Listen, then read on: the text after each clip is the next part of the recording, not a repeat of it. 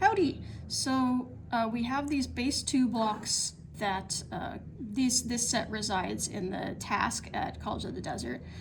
And I have them lined up right now so that you can see which one is which. They have names. This is the unit, the long, the flat, the cube long, the cube flat, and the cube.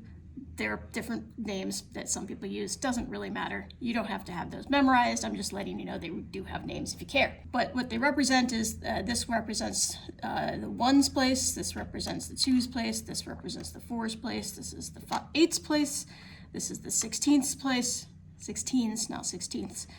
This is the 32s place, and this is the 64s place.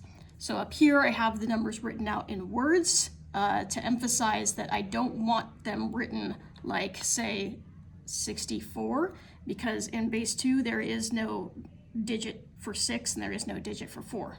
So we're using words when we want to refer to the values as we're used to them. If we were to write them in base 10, 1 would be, obviously we could use the number 1, but to emphasize why we have a ones place, that's from 2 to the 0 power, the twos place comes from 2 to the first power, and so on. So let's say we wanted to count with these.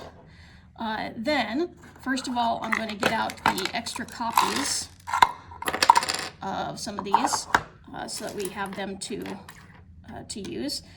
These black pieces are going to hold empty spots. Basically, they're going to play the role of a 0.